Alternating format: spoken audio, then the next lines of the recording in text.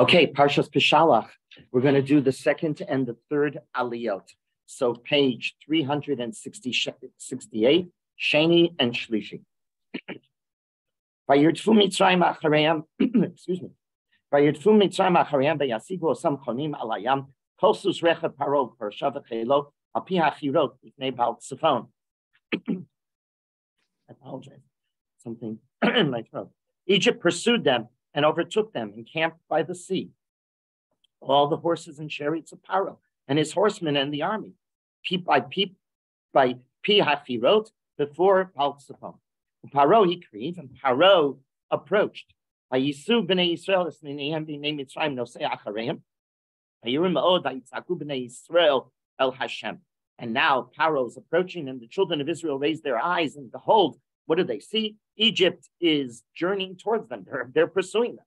And they became very frightened. And the children of Israel, Sa'aku b'nei Yisrael el Hashem, they cry out to God. Vayomru al Moshe. And they turn now to Moshe. Where there are no graves in Mitzrayim, that you took us to die here in the Midbar. Yeah, but he sends like the separate email, please record in database. That's what you want to look out for. Second. Okay, let's go. Why did you take us here out of Mitzrayim? What? We were going to die. They see Paro and his army pursuing them, and they think, and they see the Yam Suf in front of them, and they think all is over, right? So they turn to Moshe, and they're very upset.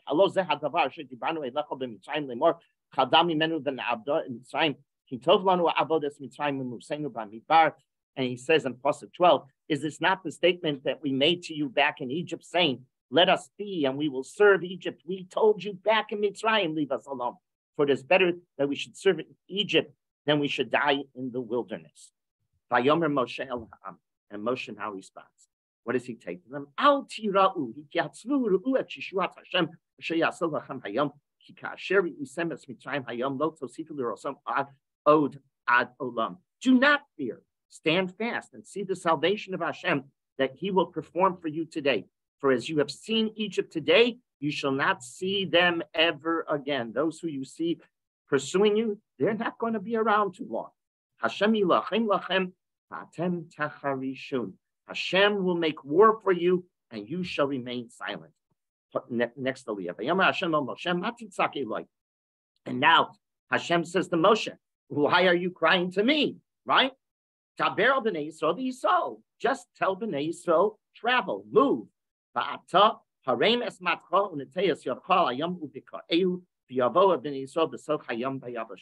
And you lift up your staff and stretch it out your arm over the sea and split it, and the children of Israel shall come into the midst of the sea onto the dry land.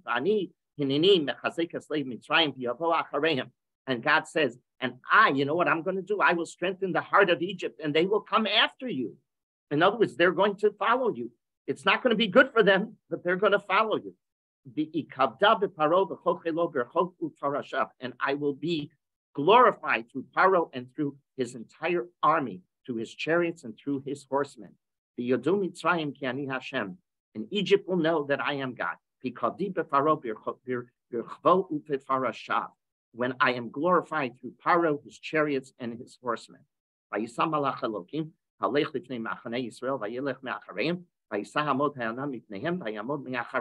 The angel of God, who had been going in front of the camp of Israel, now moves and went behind them. And the pillar of cloud moved from in front of them and went behind them. In other words, we're separated from the Egyptians. And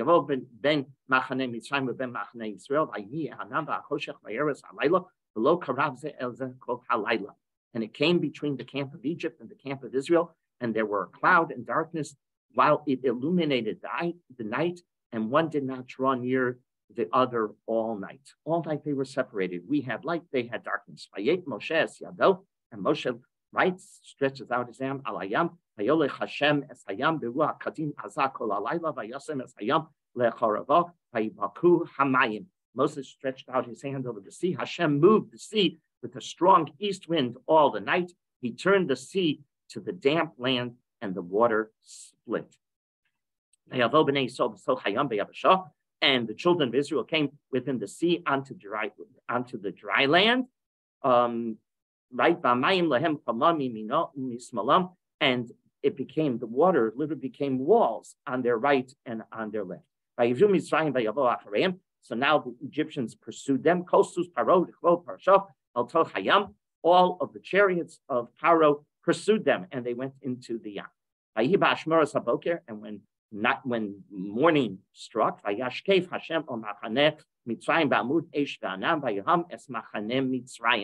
so what happens? It happened at the morning watch that Hashem looked down at the camp of Egypt with a pillar of fire and cloud, and he confounded the camp of Egypt. Everybody became so confused in the Egyptians.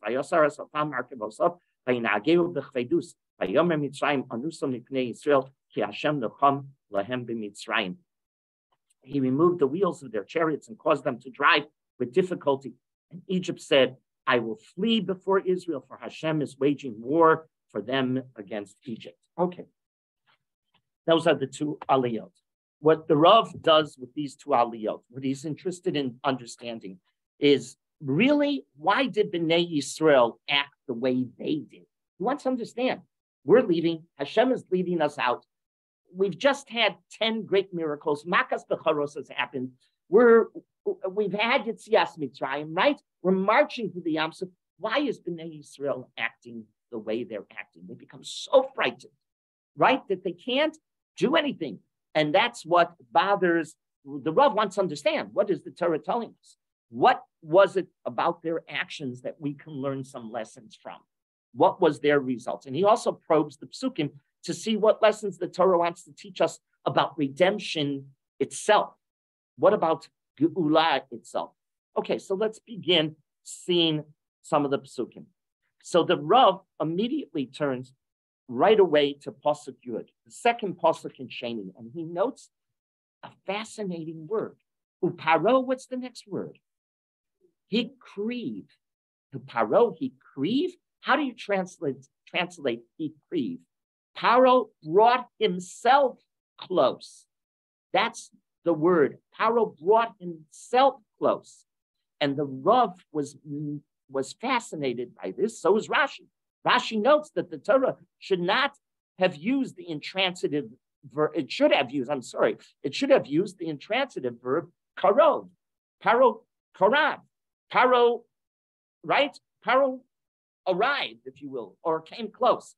But Paro hikriv means, and Paro brought himself close. What do you mean?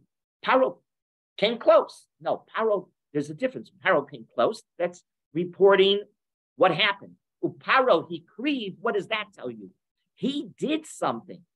He himself, it indicates Paro made a special effort, correct? He makes a special effort.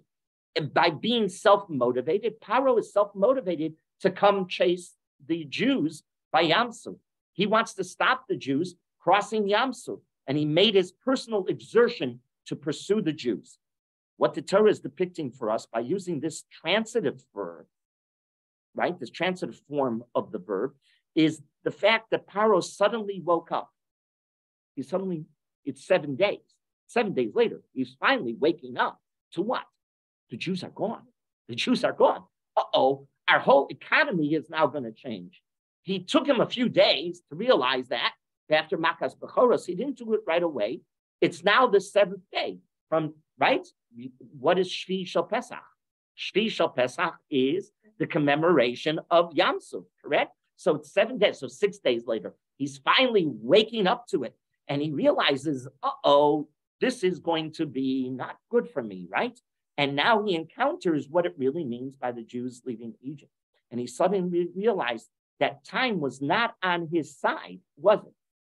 Time is not on his side. They're leaving. They're gone. I better do something immediately. Hikriv is telling you, if you will, he wakes up and he does something to stop the progression of their leaving Egypt. The Rav notes, we've seen this word before.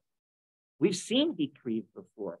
And a fascinating another story. It's back in Parshas Lech Lecha in the Chumash, Bereshis, Perek Yud Beis, Pasuk Yud Aleph. Let's go back to Lech Lecha, chapter 12, verse 11. Back in Lech Lecha, chapter 12, Verse 11 is page 56. Well, let me give you the background. What happened to Abraham when he arrived from his father's house, right? Poor, what happened? A famine struck right away. He arrives there to Israel. HaKadosh Baruch Hu takes him on this great journey. He doesn't know where he's going. He finally arrives, and there's a famine in Israel. And where does he have to go to survive? He has to go down to Egypt. Take a look in the pasuk. And it occurred as he was about to enter, what does he creed mean? As he made himself the one to come down to Egypt. Hikriv is indicating what? That he did something to go down to Egypt. Now let's understand, at this point, was Abraham interested in traveling anymore? What do you think? No, Abraham is not interested in traveling one iota. He's done enough traveling in his day, right? He finally arrives to Eretz Israel and he has to travel again. So he's not really interested in packing his bags and going on another trip at all. So what's the Hikriv? Hikriv would indicate it. He would be interested in going on another trip. That's what Hikriv, that form of verb indicates he's doing something himself that would indicate he wants to do it. Like Paro. Paro wanted to pursue them. Paro did something actively to pursue them. He just didn't allow history to happen. He did something to history. What is Abraham doing now, packing his bags again, as if he wants it to happen? So Rabbi Soloveitchik says it's crucial to understand Abraham, and you'll understand this word Hikri. Abraham was very interested in Egypt. Very interested in Egypt. Why? On the one hand, Abraham was certainly not interested in going anywhere, but he was interested. If I have to go somewhere, I want to go to Egypt. What's Egypt during the ancient times? It was the most powerful and most important culture of the world. It was where everything was happening. He packs his bags, if you will. I'm going to go down to Egypt. That's great, because he realizes that if he can go down to Egypt and convince the Egyptians to follow his revolution, his theological revolution, he has really made it. So he failed back in his father's home. Nobody there was interested in this revolution. That was the second, by the way, the second two cultures. The culture where he came from, which was second. It was really a B plus compared to the A culture of Egypt, if you will. But he wasn't successful there. So now he knows, whoa, if I can only get Egypt to follow my revolution, boy, will I succeed. So that there, Hikriv is indicative of telling us what, ladies? It's telling us what's the mindset in Abraham. He does do something. He's anxious to get down to Egypt.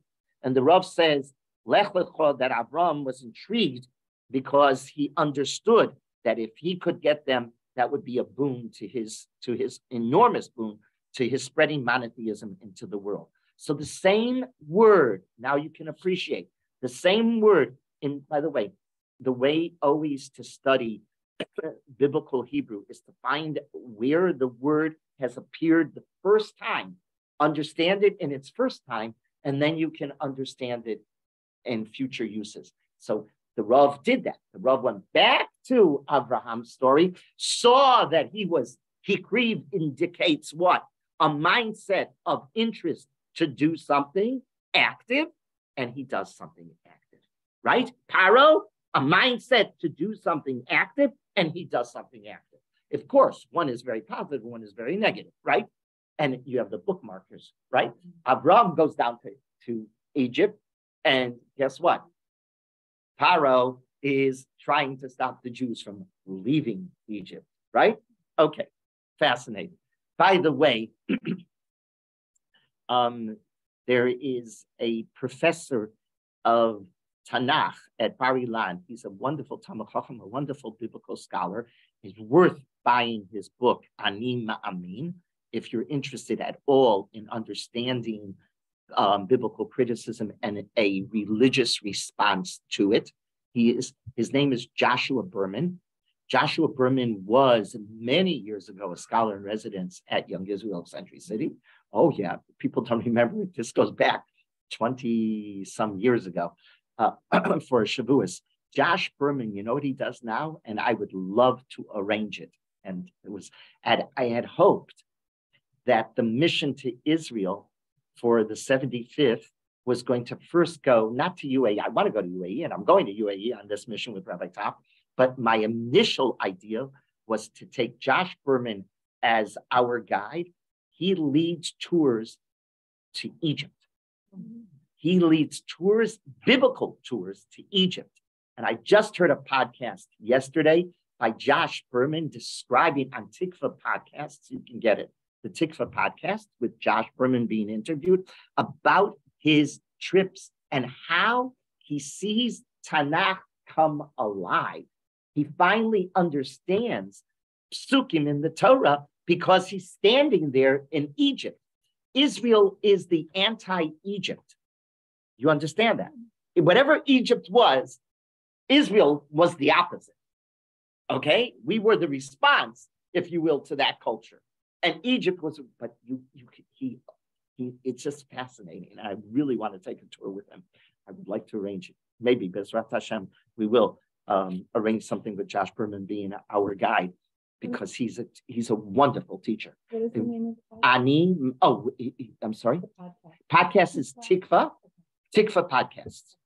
That's what it is. The organization Tikva Podcasts, and you can look it up. But get a hold of his book. His book is published. I have it here in the Shul library. His book is published by Koren.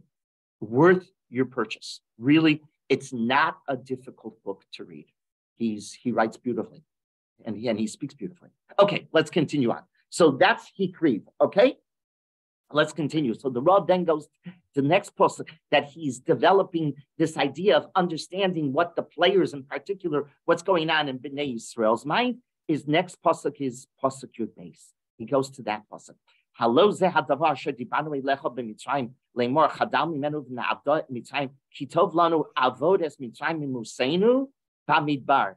Bnei Yisrael gets so, we freeze, we get so panicky. We turn to him, we turn to Moshe and we say, didn't we tell you leave us alone in Egypt?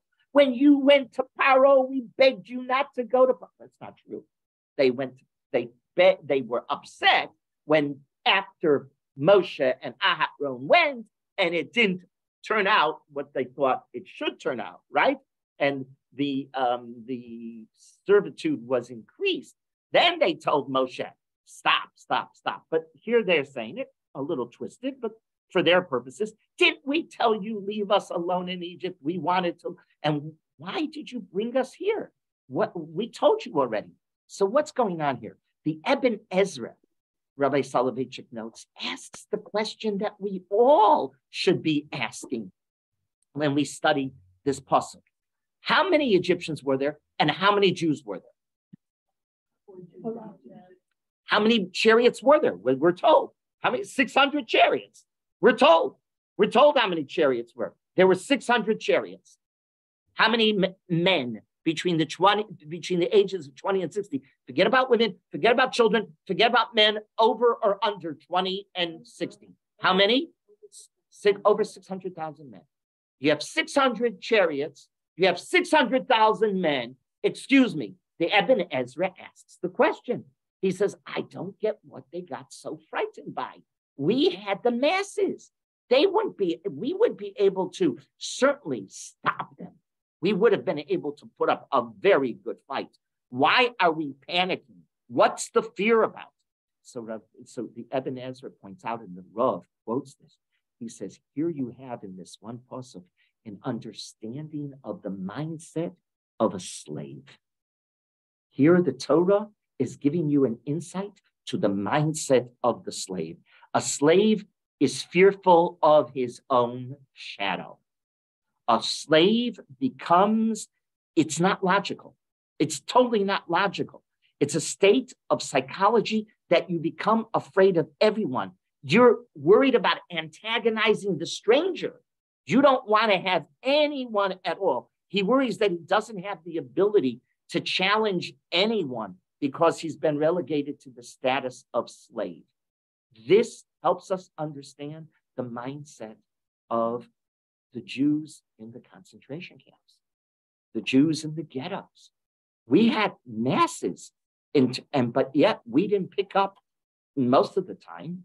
And that's why the Warsaw Ghetto Uprising was so amazing, and how many weeks we were able to keep the Nazis up, keep the Nazis from destroying totally the Warsaw Ghetto. It's amazing. It is amazing, a story of true heroism. But why didn't, the question is always asked when you study Holocaust, right? When you study the history of the Holocaust, quite often you'll hear people ask, but they had masses and masses of Jews being round up in these cities. And they didn't, they had soldiers, they did. The Nazis came in, but the Jews, why didn't they fight back? Right? You've heard this question. The answer, the Torah has given it to you. And by the way, that's why you had very few relative uprisings in the concentration camp, because the Nazis knew this secret. The Nazis turned their inmates into what? Slaves. And when you turn a person in, they did worse. They turned them into animals. But they took away all humanity. Why did they do that? By the way, you can read this. This was the psychology of the Nazis. They knew what they were doing in terrible perspective, but they knew what they were doing. That they understood. If you take away the freedom, the idea that you could be independent, you become a slave. And when you become a slave, what do? You don't argue with your master. You don't. You're fearful of arguing with your master. And so we can understand that's exactly what the Jews here at Yam Suf are going through. What are they thinking?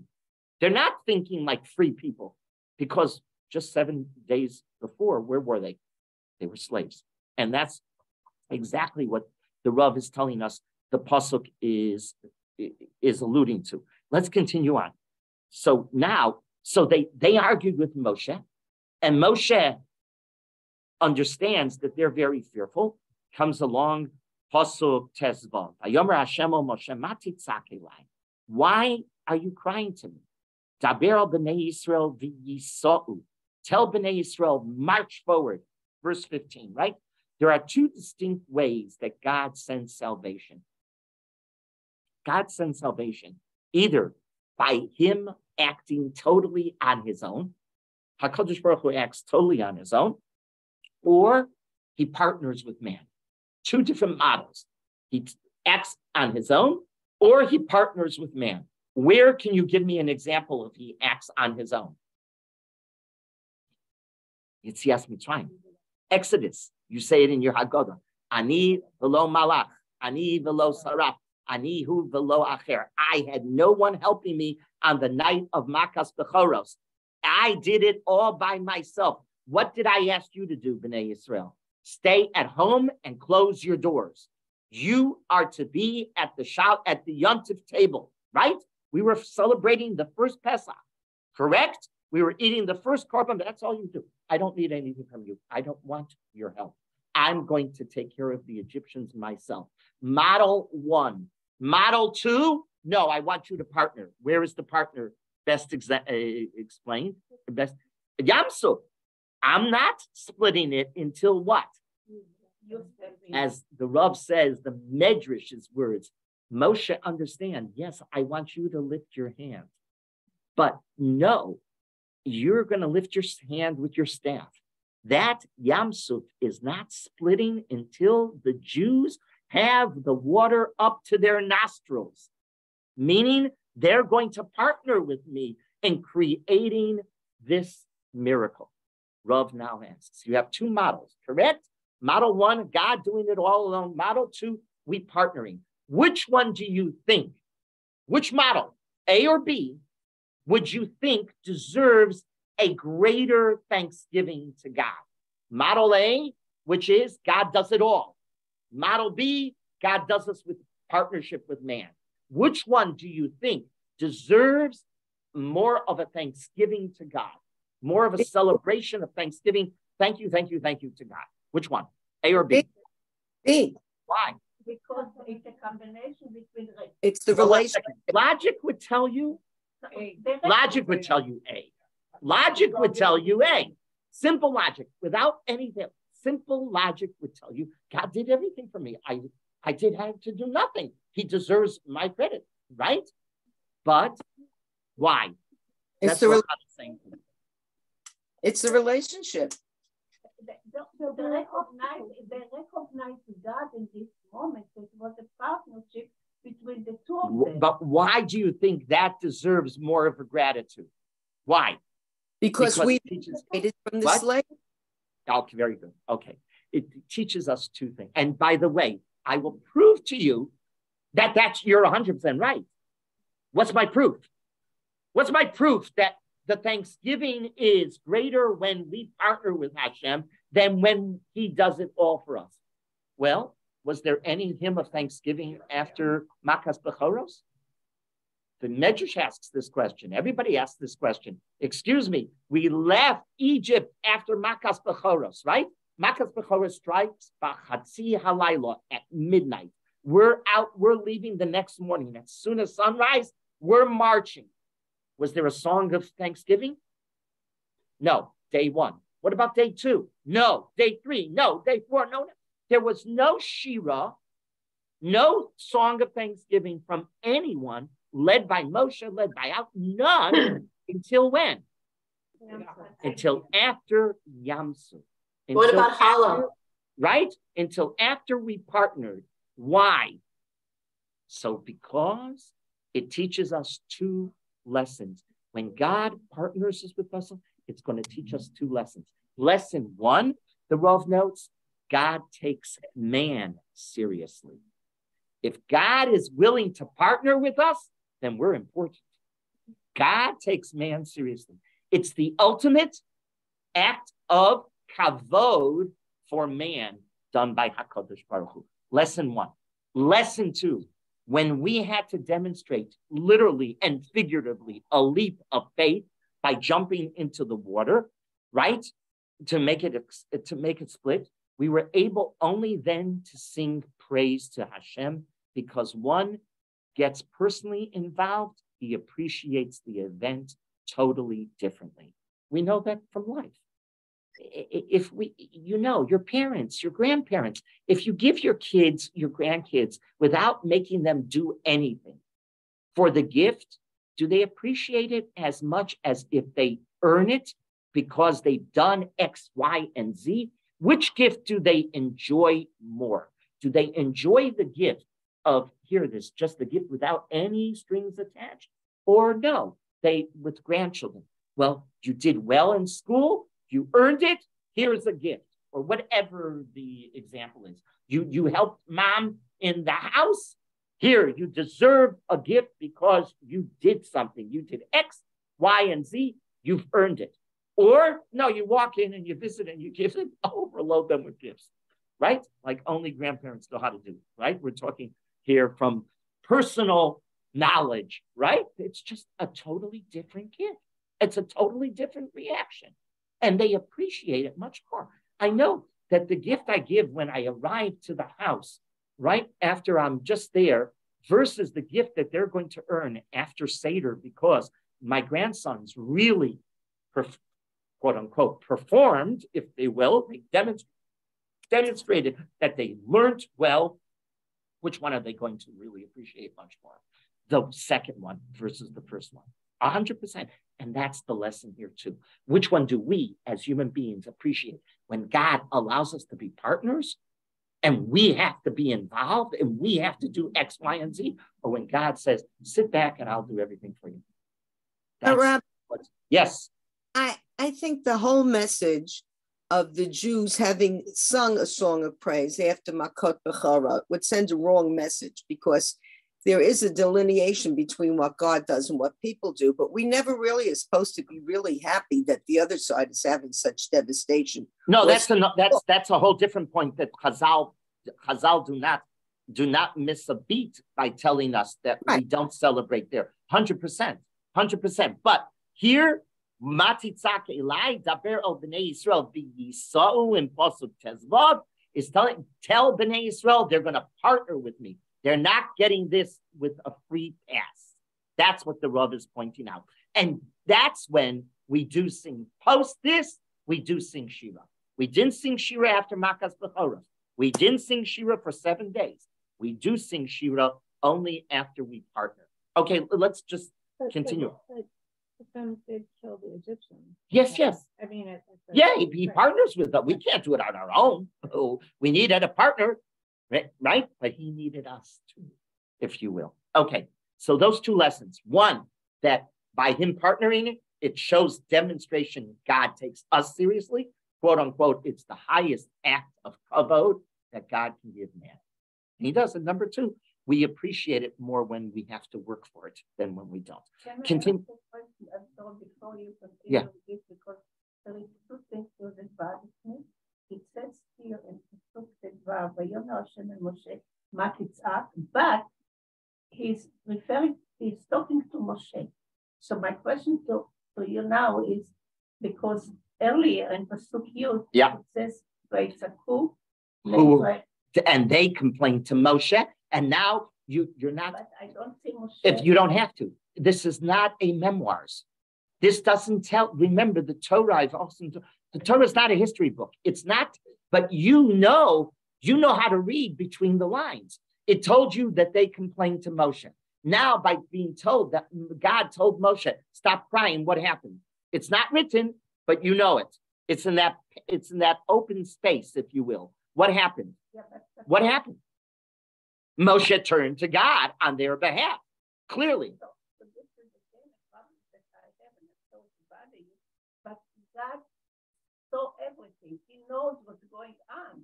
He's on top, so he knows who is suffering, who is not suffering, who needs to be punished, who needs assistance. So this is what it. So what's the question? That's something else. The tzaka, I don't understand. Who? Which tzaka don't you understand? It's Israel tzaka. Israel. What I mean, the tzaka that God heard, I don't understand. Because God knew all the suffering that they had. He hears the people. He hears the people He hears their needs. That's what it means. The Bnei Israel complained to Moshe, "Why in the world did you take us out of Egypt? What's happening here? We have a Yam Suf in front of us. We have the Egyptians behind us. Whoa, what's going on here? Why didn't you just leave us?" So now, not written, what does Moshe do? He imparts that as a shaliach b'nei Yisrael to God. What does God respond? Don't complain. Now's not the time for davening. Now is the time for movement. V'yisa'u. It's a powerful statement. There are times when you go into the Beis Medrash and the shul and you daven. There are times that you pick up the armaments and you go to war. This is a time when he says what? Stop davening. Stop fetching. Just move. I want you to partner with me. Things are going to happen because you are my partner. And that's what happens, right? V'yisa'u. Tell them, stop it. Let's move. You guys are not paying close attention to what's going to happen. In a half a second, everything's going to change. That's what the people don't. This is a beautiful demonstration of these psukim of we don't have the perspective of God. No, we do not have that. So we're talking as human beings. HaKadosh Baruch Hu's responding, and he says, V'yisa'u. Now's not the time to fetch. Now's not the time to daven. Now's not the time for tehillah. What's the time? Pick up your armaments and march, if you will, right? Sometimes you just got to get going and get out onto the battlefield, right? Quite often, so. Let's continue on. So then what happens? Pasuk Yutes. Well, so we're told now. Vayisam malach Elokim haholech lifnei machane Yisrael vayelech ma'achareihem. And now the angel that God had sent to protect them, who was in front of them, what does the angel do? He moves to the back of them. What's going on here? And also, if you pay close attention, how many names do we usually use for God? Usually. In Tanakh, usually two. Either Yud-Kei, Vav-Kei, or Elohim, correct? Well, we know, Chazal told us, the two names represent two different attributes of God. What is Yud-Kei, Vav-Kei? Midas HaRachamim, the manifestation and attribute of mercy. What is Elohim? Judgment. Because a word for a judge is Elohim. That's correct. Judges are called Elohim. We don't say, when we refer to God, we say Elohim. But human being judges are called Elohim in Tanakh. That's the manifestation of judgment. In this pasuk, what is the pasuk using? Which name of God? The God of judgment? Is God acting as a God of judgment here, or is a God acting as a God of mercy here? By Yisam Malach, it should have been Yud-Kei Vav-Kei, right? Why is it referring to Elohim here as the God of judgment? Who's being judged? So Rashi quotes the Medrash. No. Rashi quotes the Medrash that says God was judging us at that moment because the Malachim came to HaKadosh Baruch Hu and he said, why are you saving these Jews? These Jews have been acting just like the Egyptians. The Egyptians are over the Avodah Zarah, and so are the Jews over the Avodah Zarah. And actually, Chazal told us what had happened. We had so adapted their lifestyle. We emulated their lifestyle that we became, you've heard this since you've been children. We got to the 49th level of Tumah. The 50th represents like over the border and you can't return, right? We're right there. We're like, in other words, we became just like the Egyptians. So the Elohim here representing judgment is what judgment? The Malachim were turning to God and they were saying, judge these people. Why do they deserve to be saved? Correct? Both the Egyptians and Bnei Yisrael were idolaters. And the answer is, what's the answer? History demanded that God change everything. If Ku'ula did not happen right there and then, that's what Chazal means. We were at the 49th level of Tumah. History, if you would have allowed history just to go on its own, history would have taken us with him and we would have been lost. There were moments in history that you could disappear, totally disappear. In other words, the Torah is telling us that sometimes history demands and defines what happens. And that's Ayisa Malach Elohim. That's right. It's an act of judgment that now I got to act. Now I got to change the facts on the ground. Vayelech me'achareihem. And they went behind them. So the angels that were protecting Bnei Yisrael were in the front. Now they switch from behind. What these words teach us is that Hashem, there was a judgment, right? What did I just tell you the Medrash say? The Malachim came. Why are you saving them? And what is this Vayelech me'achareihem tell you? God's answer to the Malachim. God's answer to the Malachim was, I chose in favor of Klal Yisrael. Bnei Yisrael is going to be saved. The angel representing justice now changes positions, if you will. He moves away from Bnei Yisrael and he moves back to destroy the Egyptians. The moment is the climax then of Bnei Yisrael being saved by a movement of the angels. HaKadosh Baruch Hu is demonstrating Vayelech me'achareihem means God chose in our favor. God chose in our favor. Continue on to Pasuk Chof, the next Pasuk. Vayavo ben machane Mitzrayim uben machane Yisrael. Vayihi ha'anan v'hachushech hayoer es halayla v'lo karav ze el ze kol halayla. And so what happens? It came between the camp of Egypt and the camp of Israel. There were a cloud and darkness. While it illuminated the night, one did not draw near the other all night. What is happening here? The Torah continues to depict this moment in history, if you will, and how it's all playing out. The darkness of the night represents what? What's darkness represent in literature? Darkness represents the attribute of justice. The attribute of justice. Darkness, what's going to happen to you? It's darkness, right? It's justice. Light represents what? The attribute of mercy in literature, 100%. It's the darkness. How do you feel when you're sitting in the court of law? It's dark. Oh, when the court sides in your favor, what do you feel? Like the whole world has illuminated, right? These two attributes remained separate that entire night. That's what the pasuk poetically is saying. These two, the justice and the mercy, right? The attributes were separated. The attribute of justice as removed away from the Jews and placed solely against the Egyptians, right? Justice is moving, darkness is moving from the Jews and being lifted, and it's moving just on the Egyptians. While the attribute of mercy, which is what? Light, is moving only to the Jews. You see it poetically what's happening here. God is not only siding with the Jews and we're going to be saved because we didn't deserve it, but God decides to save us, correct? Because history demands it, or else we would have disappeared. Or what happens? Or what happens to the Egyptians? They totally get destroyed. Now, by the way, we understand this idea. We, the generation after the Holocaust, really should appreciate this, that sometimes in the history, a moment demands action. If you will, after the Holocaust, we were almost gone. We were almost gone. What happens right after the Holocaust? 3 years later, what happens? That's correct. That's correct. And that is not by accident.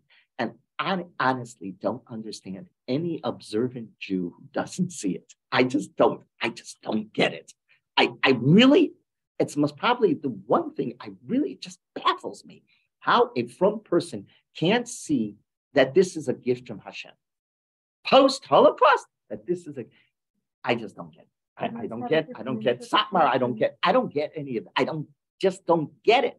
I think it's a lack of emunah to realize it. But bottom line, right after the Holocaust, Rabbi Beryl Line has said this in numerous times, right after the Holocaust, did we really deserve to our generation to see this gift of Medinat Yisrael? No. But it was a moment in history where God, just like Mitzrayim, we were at the cliff. And if we would have if you will, would have waited, it was like the 49th level. We would have been over and we would have been gone. And history demanded, and Hashem, of course, acts. History is HaKadosh Baruch Hu. HaKadosh Baruch Hu acts.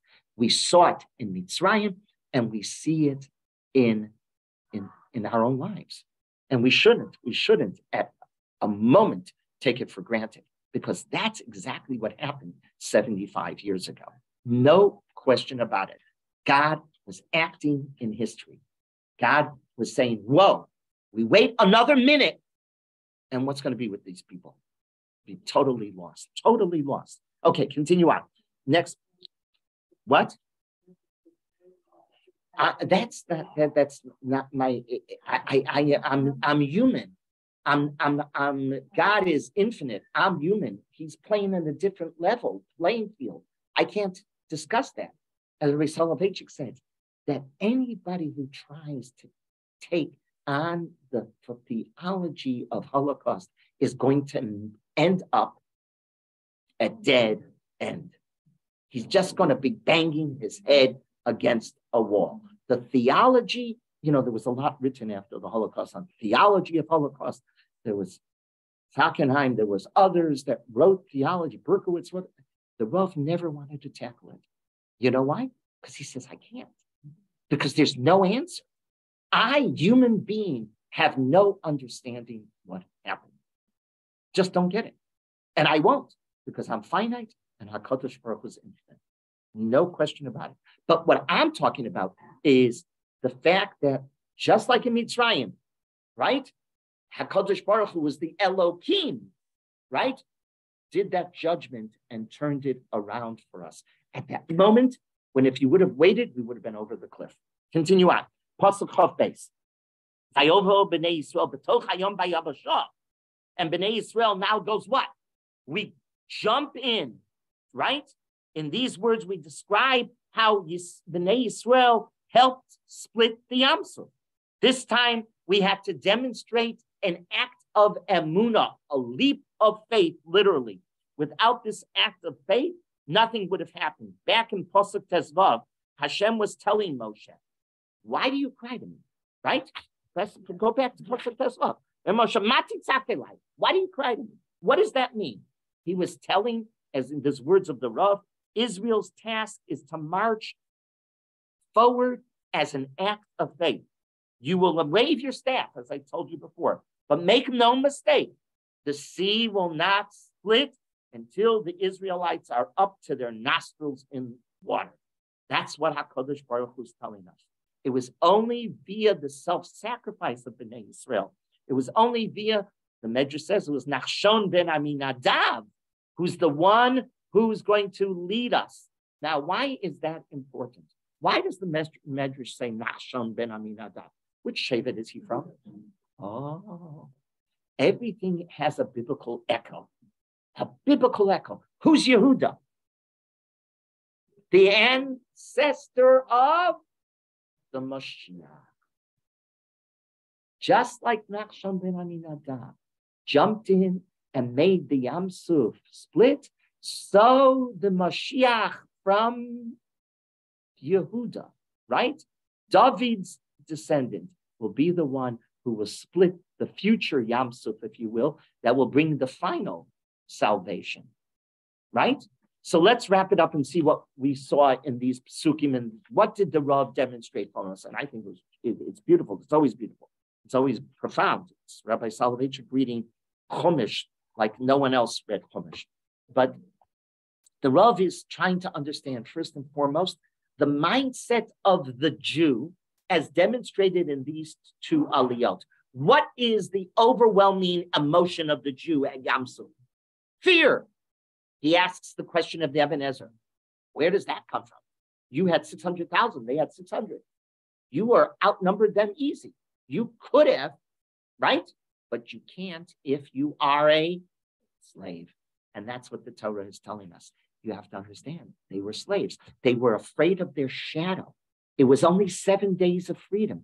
That wasn't enough. It's going to take 40 years. And this whole generation, by the way, what's going to happen to this whole generation? They're not going to be the ones that go into Israel because they couldn't. They couldn't. It's fascinating. They couldn't.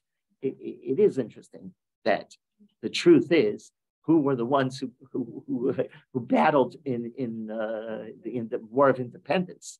Do you know how many died? That it just mamish survivors. It's so sad when you think of it. When you go to Har Herzl and you visit these cemeteries and you see this was a person who survived the Holocaust only to come over and to fall. And I've been told by historians, a fascinating perspective, by the way, many of these Jews, as they came over to Israel, were immediately enlisted in the war effort. They had to be, because we were so outnumbered. They didn't speak Hebrew. And sometimes they didn't speak the same language as the commander. And so many died because there was a lack of communication. When you're told to do this and you don't understand, you're told to go right.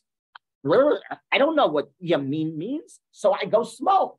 No! And small, you know how many died because of that? Because just the lack of ability to communicate, which only makes the nace even greater.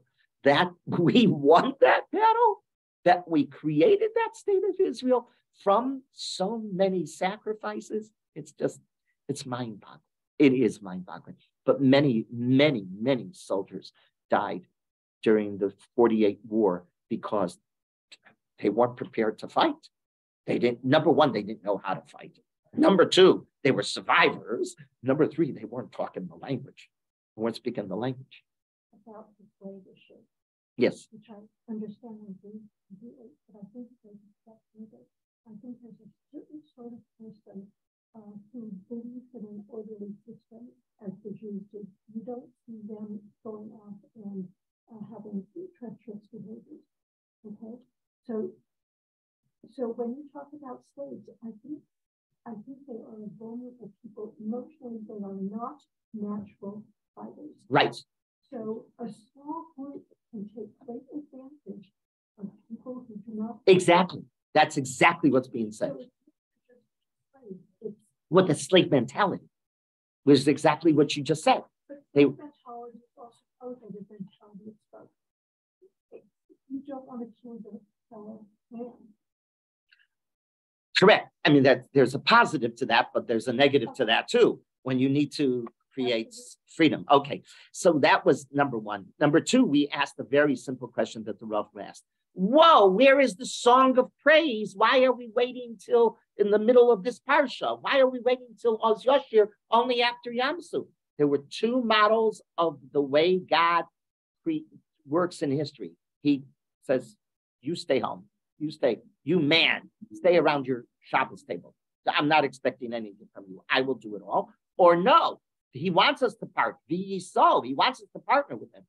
And we asked, Rav Soloveitchik said, which logically you would think demands a greater manifestation of our thanksgiving? Is it the gift without any strings attached, or is it the gift that demands partnership? And the Rav said, yeah, logically you might think, hey, I got to thank him when he's done everything for me. No, the real thanksgiving is going to be when we partner with him. Because the Rav pointed out, number one, it demonstrates God takes us seriously. If God takes us seriously, we better take him seriously as a partner, correct? And number two, it demonstrates, of course, that we know that we kept on talking about, that it is definitely a fact that when you have to work for something, you're going to appreciate it much, much more, right? And then the Rav points out, why is God referred to as Elohim here? It should have been Yud-Kei Vav-Kei, right? God is the merciful one. No, there was a judgment. It's a very important concept. Based on the Medrash, there was a moment of judgment here because we didn't deserve it, but history demanded it. Oh, that's crucial. We might not have deserved it, but history demanded it. And when history demands, God acts, if you will. It was then, which Chazal, in the words of Chazal, that your children and grandchildren are taught, which we were at the 49th level of Tumah, and if we would have waited another minute, we would have been gone. What does that mean? Translate. What does that mean? It means it's a moment of history. A moment of history, and we might disappear. And like we said, the same thing we can relate to in terms of our own lives with the state of Israel. Okay? And then the poetry of the Torah you shouldn't miss, that we had the light and they had the darkness, correct? The light represents salvation and the darkness represents punishment. And the punishment's going to go on to the Egyptians because God has sided with the Jews at this moment. And that's how, and the pasuk ends right before, with the next aliyah is going to be the Shira, right? But the pasuk ends right before and says that Bnei Yisrael marched into the Yam Suf, right? And we went, then when we did that, the Yam Suf splits. Only at that moment, when we partner with God, does the Yam Suf. So that was the way the Rav understands these two aliyot at the very beginning of Beshalach. Okay? I have a So question. yes, please. I don't know if we are going to continue next time, but there is a pasuk here right after this, which I need explanation because it says, by pasuk Chavdalet, Vahi b'asmoret haboker, Vayashkev Hashem al Machane Mitzrayim. Yes. I don't understand what does it mean that God has to look over and to see Machane Mitzrayim. He always sees everything. So, so it's how Chazal understands. Chazal that says that the Torah speaks in human terms so that you can understand. Of course, God knows it all, 100%. But God is the psukim talk like you and I would talk. It's not talking divine because we wouldn't understand that. And the Torah is meant for us, right? Yes, but at this point, I would think that we would need to see what happened and realize that we are the victim. Not yet. Not yet. Not until when? That's correct. We have to be on the other side, then we can feel it. We can't feel that we're on this side. We have to be on the other side. It's the same thing with Sharon in the 73 war, right? Sharon, there was no sense, and then there was no sense of victory after the 73 war. And they had made so many mistakes. But Baruch Hashem, there again, history, right? History demands that Hashem responds, and God responds, or else we disappear. And that's not going to happen because we believe in the prophetic statement, Netzach Yisrael lo yishaker. The eternity of the Jewish people is not a falsehood. 3 decades ago, I asked you this, and you didn't give me an answer. Yeah. How do we know what that means? Does that mean there's one Jewish person left? Or No. It has to be a Jewish people. That's not, community. A community of Jewish people, 100%. It's not one Jew left. No. So it is a community. Yeah, 100%. Yes. Okay, we'll pick up Bezrat Hashem next week. Thank you.